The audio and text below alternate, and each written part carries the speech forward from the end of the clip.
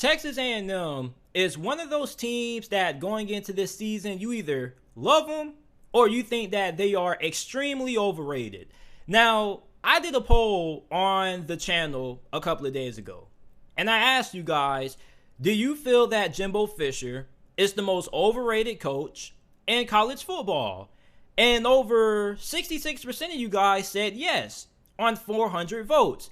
Now, there were a couple of people who commented and said that they don't understand why a lot of people feel he's overrated. But for the people who don't really follow college football that deeply, you kind of got to understand something. When it comes to Jimbo Fisher, right, he's tagged as this phenomenal offensive mind. He's supposed to be this expert quarterback guru. But outside of Jameis Winston, he hasn't really had a quarterback that's been all that great. Now, Kellen Mond was very good, and I'm not going to disrespect Kellen Mond. I was a big fan of Kellen Mond. I think he had a really good career. However, even though he was very good, he wasn't great. And if you're trying to win in this behemoth of a division that is the SEC West, you need great quarterback play. And not only do you need great quarterback play, but you need it consistently. And another knock that people have on Jimbo Fisher is the fact that his offenses, despite the fact that he's labeled as this great offensive-minded coach, his offenses aren't really nothing special. They're pretty okay. They're decent. His play calling is okay, but it's not great. It's not Lincoln Riley. It's not Lane Kiffin. Heck, if you want to go that far, I would say that Dan Mullen was a more innovative offensive mind than what Jimbo Fisher is. And the only thing with Dan Mullen is that he couldn't really recruit all that well. So for Jimbo Fisher, his offenses are pretty basic to say the least. And last year, you had injuries to your starting quarterback, who was supposed to be Haynes King. So you end up having to start Zach Calzada. And he was okay. He was at least better than what I expected. But at the same time, when you're trying to win in this division, you need great, consistent quarterback play every single week. And you didn't get that out of Zach Calzada. He did have a couple of games that he played really well, especially against Alabama when they put off that upset. The dude balled. He played his heart out. But he also has some inconsistent performances as well. So that makes this quarterback battle and this decision by Jimbo Fisher really important. Now, the quarterback battle is between three quarterbacks.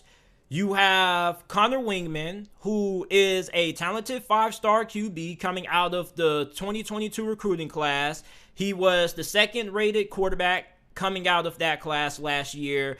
He has a really good arm. He also has a quick release, and he is a pretty good athlete. Now, we aren't really talked about him as much as Max Johnson and Haynes King because we think that he's more of the quarterback in the future. So the main two guys that we expect this battle to come down to is Haynes King, who was supposed to be the starting quarterback for A&M last year, but he got injured. Then you have Max Johnson, who is a LSU transfer. And Max Johnson started for LSU last year, and I thought that he played pretty well. Every time I saw him play, I was pretty impressed.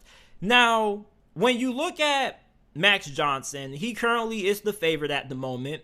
The spring game didn't really tell us all that much about who really was ahead in the quarterback battle because, first of all, you had 20 to 30 mile per hour wind gusts, so it's kind of hard to throw the football downfield.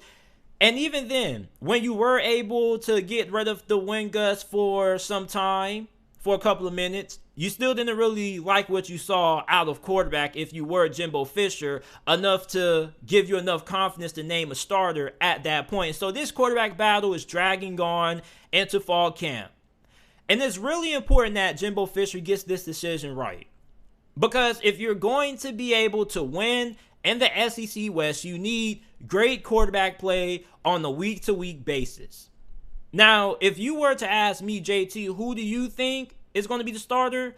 I'm going to go with Max Johnson. And the reason why I'm going to go with Max Johnson is because he's already battle-tested. He was pretty solid for LSU last year. Haynes King, I don't really know what to expect out of Haynes King. But if Haynes King starts, then I probably would still have a good amount of confidence in him, because if he's good enough to start over Max Johnson, somebody who started last year, then I think he has to be pretty freaking good. But the main question is going to come down to how great are these quarterbacks going to be able to be in this Jimbo Fisher offense? Because this Jimbo Fisher offense hasn't really been anything special. It's pretty much been a lot of bubble screens, some slants there, some curls. You don't really see a lot of explosive plays down the field. And on top of that, this offense was not good in third down situations. They were 82nd in college football on third down conversion percentage. And they were not all that great inside of the red zone. So if you're going to be a championship caliber football team, you have to be able to sustain drives and be efficient.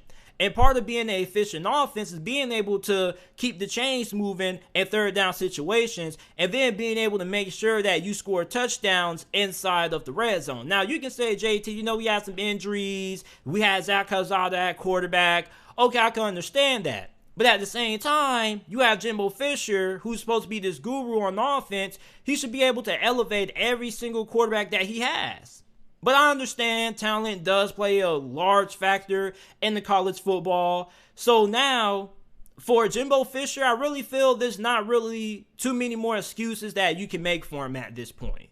Okay, at this point, you need to pick a quarterback, and he has to be able to come in right away and play very well. Now, the supporting cast that A&M has is pretty solid. At running back, you lost Isaiah Spiller, who's now in the NFL with the LA Chargers, but you have A-Chain. And I'm really excited about A-Chain because I think he's the fastest player in college football. This guy has some wheels. They say speed kills, and literally speed killed for him a lot last season.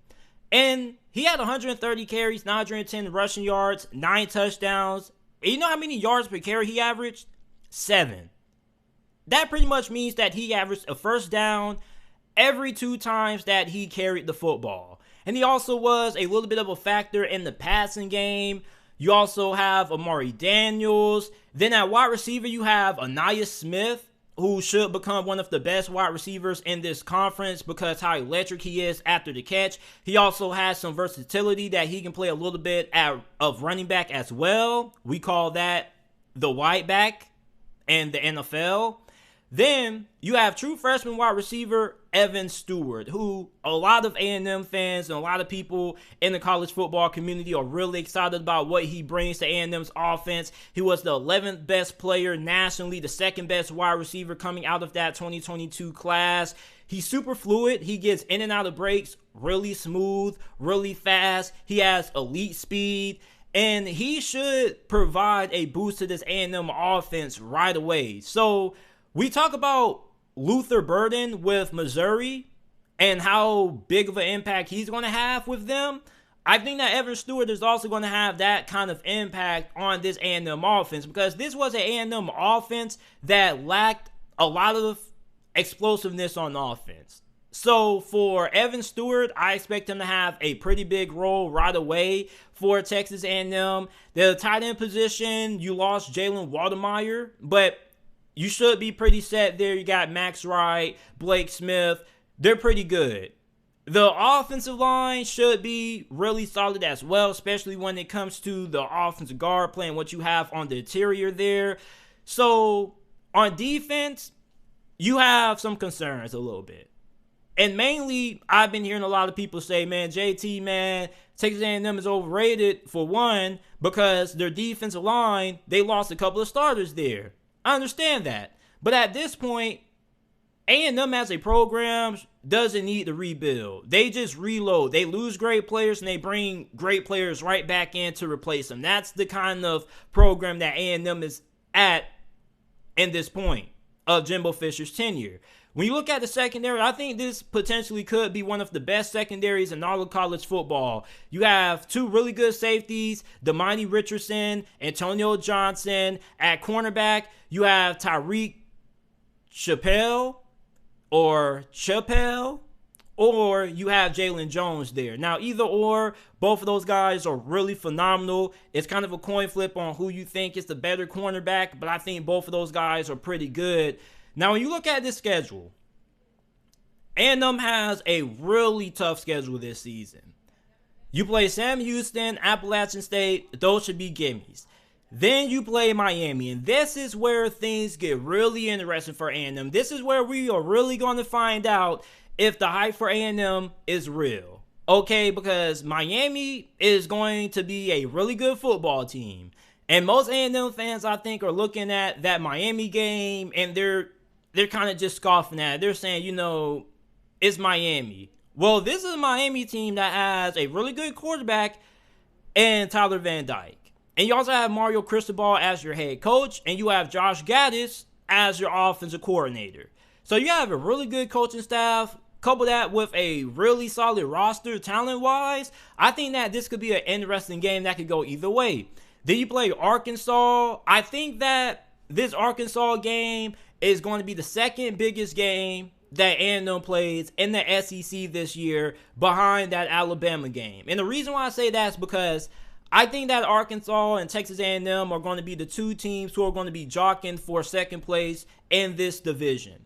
And I think that Arkansas is a better football team than A&M. A&M may be better talent-wise, but when you look at the fact that you have KJ Jefferson at quarterback, you already have a proven good quarterback. Not just good quarterback, a great quarterback. He's one of the best quarterbacks in college football. So I think that's a plus. And on top of that, you have a really good offensive line. Now, Arkansas does have some concerns on defense, but you do have Barry Odom, who is well-respected amongst a lot of college football fans as a play caller on that side of the football. So the defense definitely should take a step up.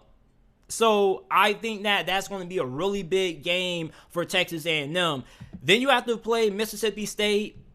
Mississippi State, I think, is going to be pretty good. However, when it comes to being able to beat the Alabamas and the Texas A&Ms of the world, I think that Mike Leach and his offense are going to struggle simply for the fact that Mike Leach is kind of stubborn. I don't know why he just doesn't try to be a little bit more balanced. He kind of should adjust, because if he could adjust, then his offense could be a little bit more unpredictable. But who am I to question the coach? You get what I'm saying? I'm just a guy talking about it. But then you play Alabama, and this pretty much is everybody's game of the year. It really depends. Because if A&M walks into this game with one loss, okay. But if A&M walks into this game with a loss against Miami and a loss against Arkansas, are people going to have the same hype and excitement for this game compared to what they do now? Because the main reason why a lot of people have so much hype around this game is because of the back and forth sparring match that Jimbo Fisher and Nick Saban had when it came to the NI deal, and Nick Saban made some accusations that Jimbo Fisher and Texas A&M may take too lightly. So this game is a little bit personal. There were some jabs thrown on both sides, and Jimbo Fisher was really, really mad. I mean, the dude went off, and I got a lot of respect for Jimbo Fisher for how he stood up to Nick Saban. He pretty much said, Nick Saban, I know you. I know where the dead bodies are buried. So for Jimbo Fisher, man, I think that this game against Alabama is going to be really personal. However, this is a really good Alabama team. So this game is either going to go one of two ways. A&M is going to pull off a tightly contested upset, or Alabama is just going to walk in and squash Texas A&M at home. It's either going to go one of two ways. I either see A&M winning in a close dogfight, or I see Alabama blowing the brakes off of A&M, because this Alabama team is on a completely different level. And if Texas A&M, let's say they go into this game undefeated, and they beat Alabama, then I definitely think that they have a great shot of being able to win the SEC. Now, I do understand that college football is really unpredictable. Some upsets can happen. But after this Alabama game, your schedule isn't all that difficult. Even though it's still in conference and you can't sleep on no other teams, but you don't really face too many teams after this that have the kind of talent that you have. You're going on the road to face South Carolina with Shane Beamer. I think that could be a pretty intriguing matchup. You got Ole Miss. I don't think Ole Miss is going to be able to replicate the season that they had last year. You have Florida year one with their new head coach, Billy Napier. You got to play Auburn, which I think Auburn is going to surprise some people. They're going to be a lot better than that 5.5 win total that Vegas has them at. Really disrespectful. But we know that Auburn plays their best football when they get counted out. Then you play UMass, which is a gimme, and then you play LSU to close out the year. So for me, I think A&M is going to go 9-3. And the reason why I say 9-3 is because I just don't think the offense is going to be good enough to be able to win this division. And I do think they're going to drop a couple of games here and there. Now, I don't really know where those losses are going to come from, but does it really matter? You get what I'm saying? I just think that I just don't really know when it comes to A&M, man. A lot of people keep trying to figure out what's holding back A&M, and honestly, I think it may be Jimbo Fisher's play calling and the fact that he doesn't really know how to develop a elite college quarterback. Maybe Max Johnson or Haynes King could be one of the guys. Maybe Connor Wingman gets a start as a true freshman. Who knows? But I just don't think right now A&M has showed me or given me a lot of confidence, at least for what they have offensively, to show me that, hey, we can go into Tuscaloosa and upset Alabama for a second consecutive year in a row. I don't really think they have shown me enough that, hey, we can beat Arkansas. I think that Arkansas and Alabama are definitely going to be 2 losses. The third loss could come anywhere on the schedule, but I have A&M right now at 9-3. So are they overrated? I wouldn't really say they're overrated, but however, I don't really think that Jimbo Fisher is as great as an offensive mind as people sometimes try to make him out to be. If you're an offensive guru, your offense should always be clicking. It's okay to have a couple of down years, but for Jimbo Fisher, I haven't really been all that blown away with the kind of offenses that he has produced over the last couple of seasons at A&M. Now, you can make all the excuses in the world for him and say he's still building up this roster and whatnot, but I mean, come on. You feel me? At this point, it's really no excuses this year. So let me know how you guys are feeling about Texas A&M football down in the comment section down below.